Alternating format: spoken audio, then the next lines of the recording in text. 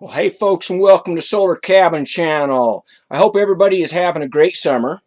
But I think this is a great time now to talk about how to stay cool and survive the heat, especially in off-grid situations.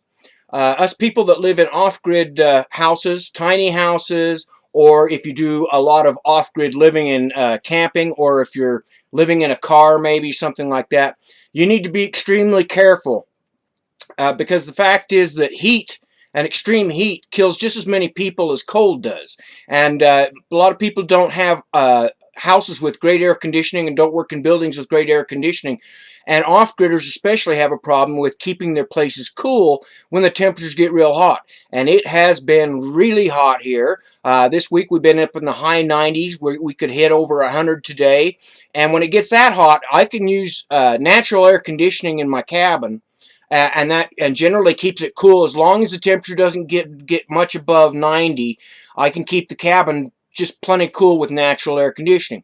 Once it gets above 90, I got to have some air conditioning of some type in the cabin. And because I'm off grid with a small system, a 400 watt system, running a air conditioner unit is just not an option for me. And so I've come up with some ways, some strategies that us old off-gridders and people that don't have a lot of money can use to stay cool in the summer, because we want to take care of our health. I don't want anybody to get sick from the heat out there, and also have some fun. So I'm going to talk about a few products that I've used around my place and just show you what I'm using to stay cool here in my cabin. So come on along and I'll show you a few of these products.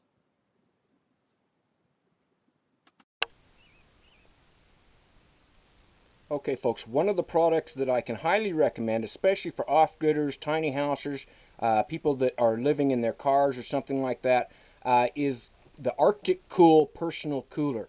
And I bought this in the springtime just because I wanted to try it out. Now, I have had air conditioners. I have a window air conditioner like a lot of people use. And I bought it when we reached really high, above 100-degree temperatures here, and I've used it exactly one time since then. Because I have a small solar system, I would have to run a window air conditioner off my generator.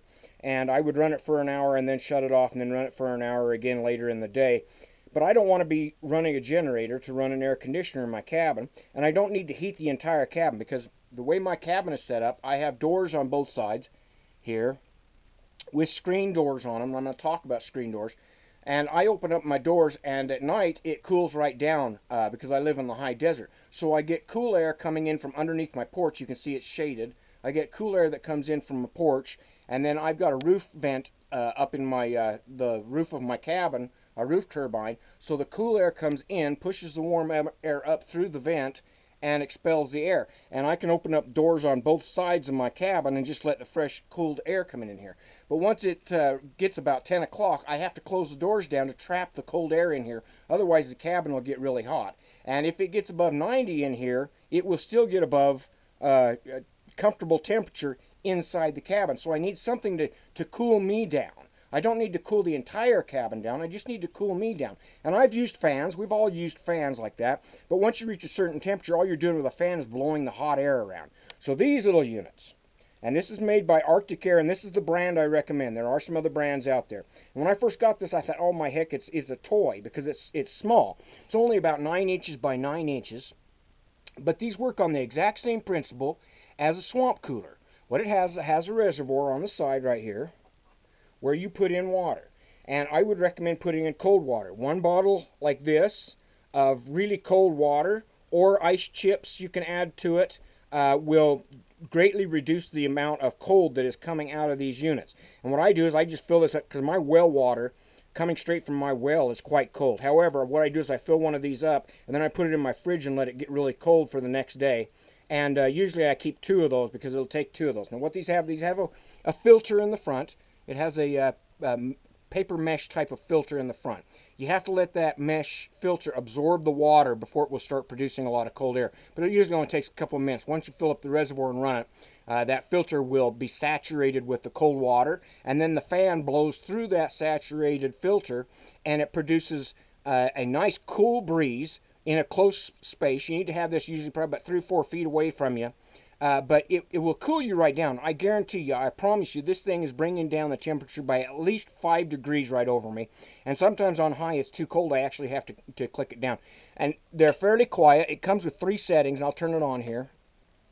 It comes with 3 settings and lights. Now, the great thing that I love about this is this thing can run off of AC power or DC power, and it uses such a small amount of power. I mean, we're talking less than 1 amp here, that you can run this off a very small off-grid system like mine, or you can run it straight off of your car battery or something like that, and you're probably not going to have any problem with it running down your battery as long as you're running it. Generally, after a while, you can turn it off in a car or something like that. In my cabin here, I can run this all night long. It doesn't bother my batteries at all. I've never even noticed it making a dent in my batteries. And it has 3 settings on top. It has a low, medium, and high, and you just add the water in it and turn it on. It also has lights on the side so you can see it at night. It gives you a little bit of a light show. Also will show you, because the lights are on the side where the water is, you can see the water level with the lights on, which is actually a nice feature, because then you can see when it's getting low. You don't want to let it get too low. And then you just refill it back up with some cold water. Now, I keep this little unit right here next to my day bed, because that's where I spend most of my time when it's hot. Especially, I'm inside the cabin. I'm usually working online on some project, and so I will just flip this on, and it cools me right down. Seriously, it will cool the area, blowing right on you. Feels just the same, just about the same as a window air conditioner unit blowing on you. Okay, and they are a small swamp cooler type system. Now, this isn't going to help you if you live in a high humidity area. This is only for people that live in low humidity areas like I do in the upper desert, high desert here, where you actually want to add some moisture to the air, because the air gets really dry during the summer here. And so this will add some humidity. It's blowing out moist air, and it does. It cools you right down, and I'm very impressed with these. Now, you can get these these are made by Ontel, O-N-T-E-L. It's called the Arctic Personal Air Cooler, and right now they have them on sale for $28.79 with free shipping on Amazon, and I will put the link down there in the comments so you can go and find one. Now, this is no joke, people. This works. Even though it may look like a toy, this works extremely well for cooling down small houses, off-grid cabins, or if you're living in a car. You could even use this off-grid if you have one of those power supply units, like a lot of people take camping with them now. You could run this off of one of those, because it will run off a USB and DC power, or it will run off AC power, either one. So an excellent unit for under 30 bucks to keep your places cool. And I really, really can extremely recommend this product. It's been great here at the cabin.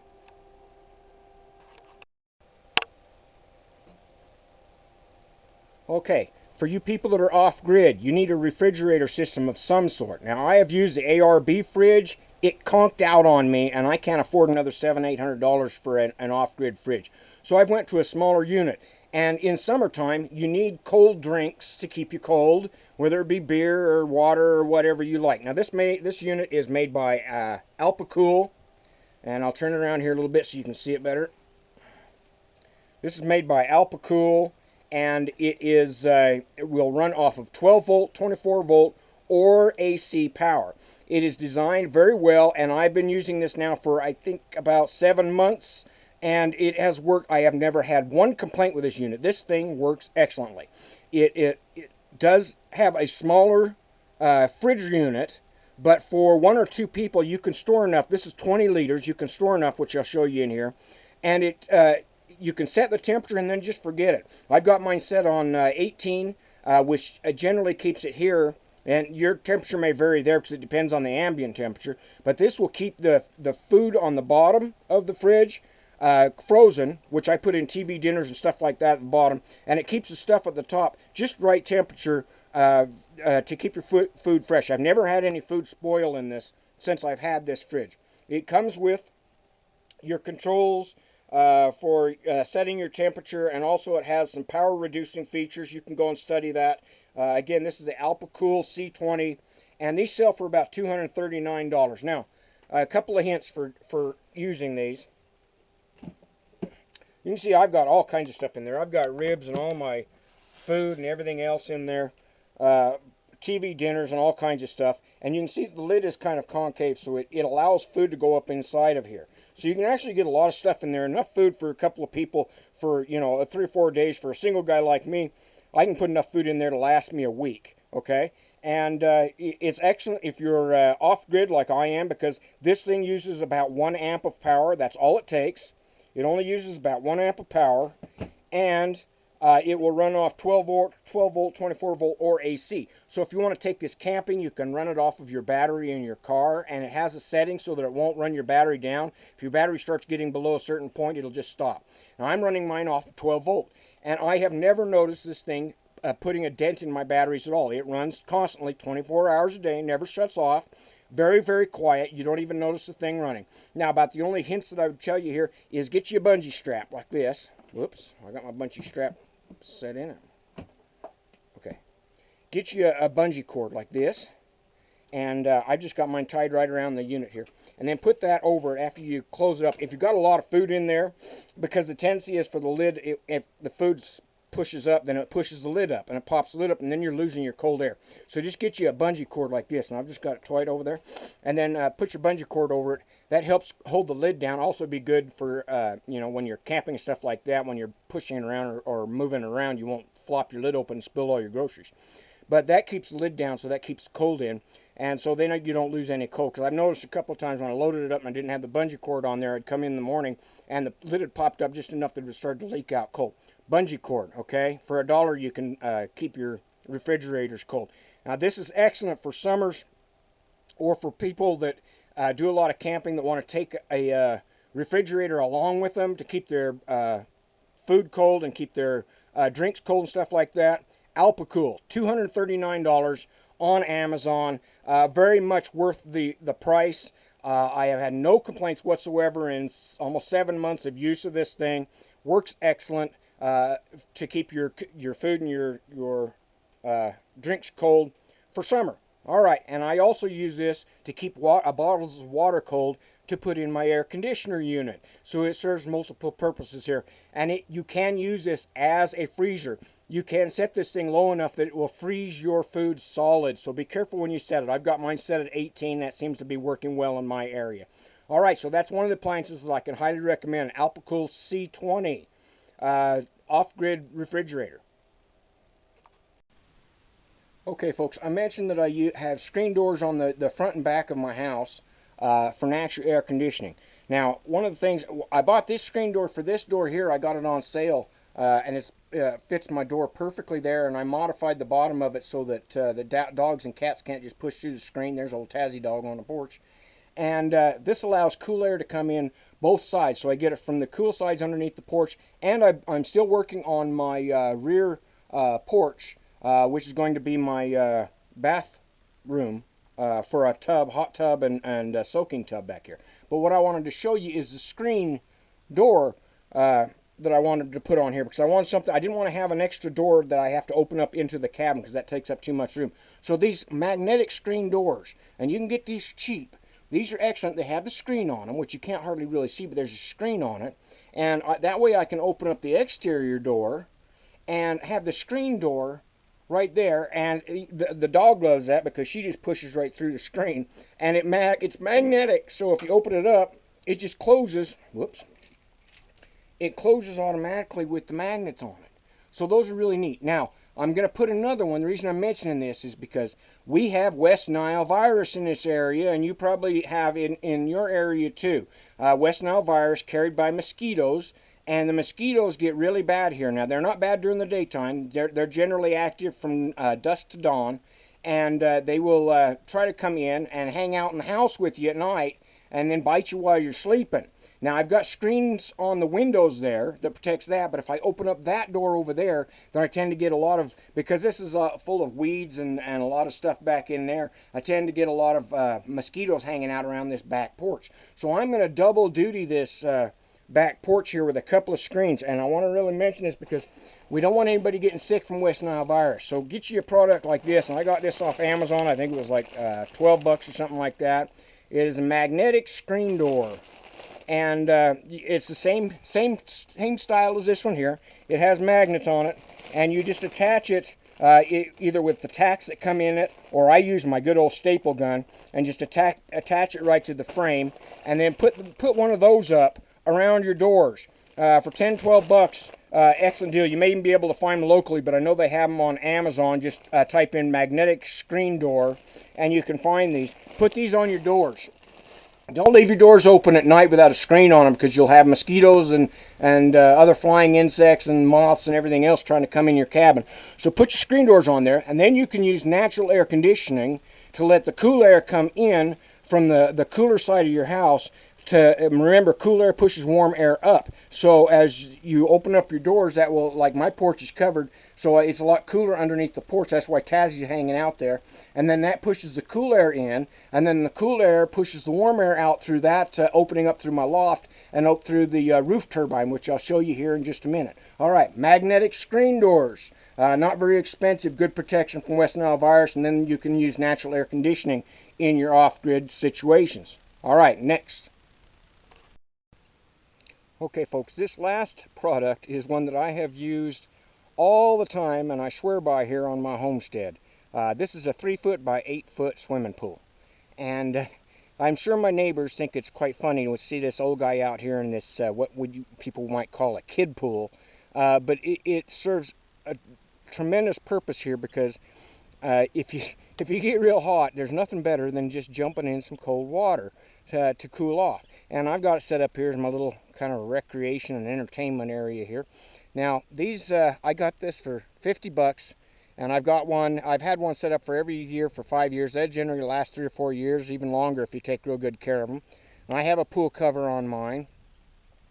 And for 50 bucks you get the pool, which is 3 foot by 8 foot, and all you have to do is blow up the top ring and fill it up. And it comes with a filter. Now, you don't have to use the filter except once in a while. I only turn the filter on about once a month. If you have a cover on it, that keeps a lot of stuff from getting inside the pool.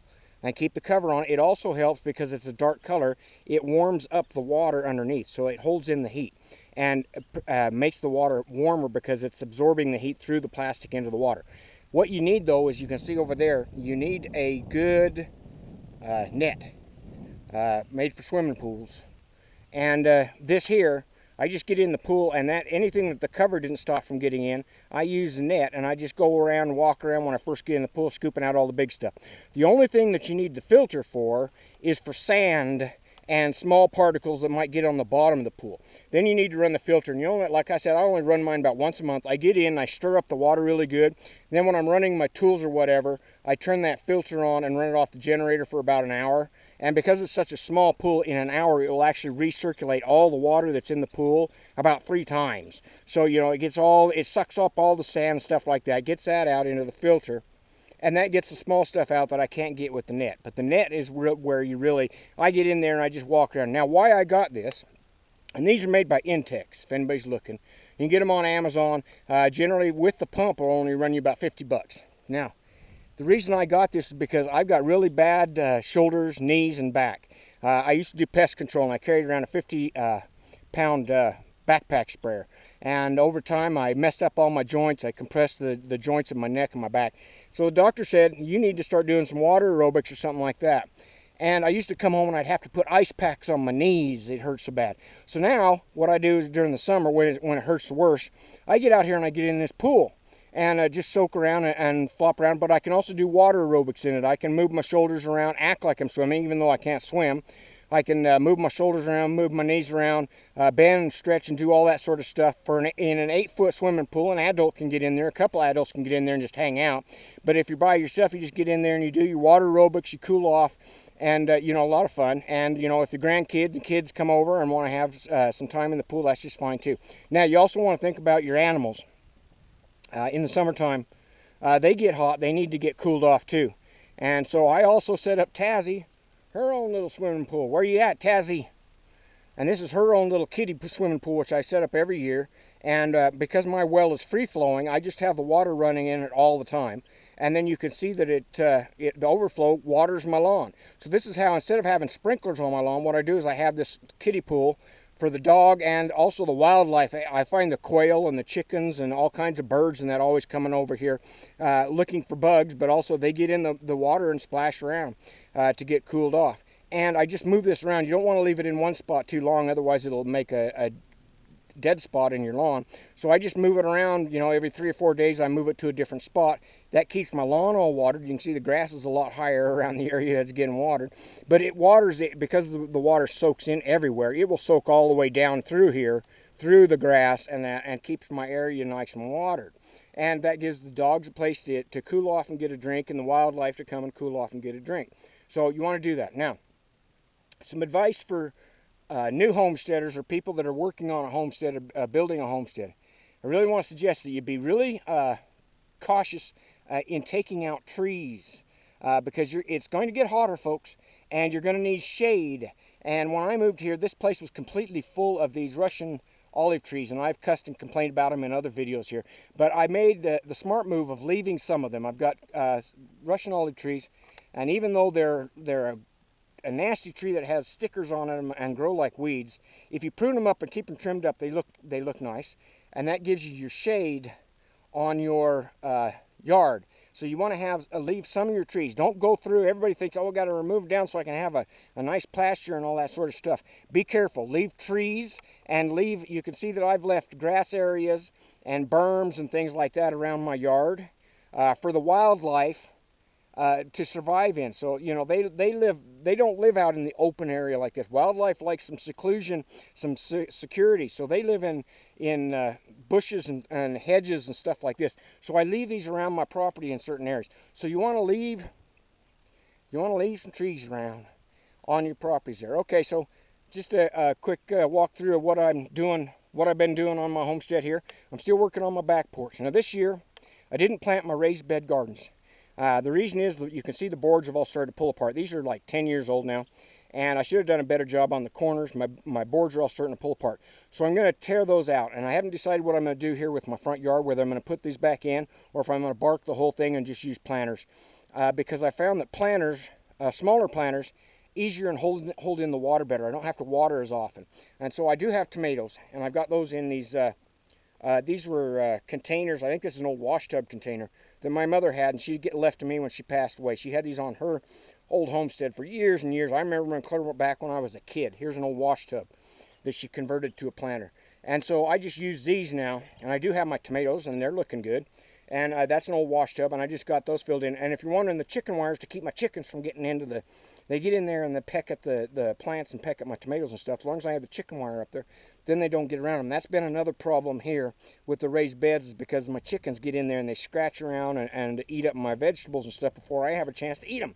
So if I do put raised beds back in here, I'm going to do something different to keep the rabbits and chickens and dog out of my raised beds. So that's what I'm doing on my homestead.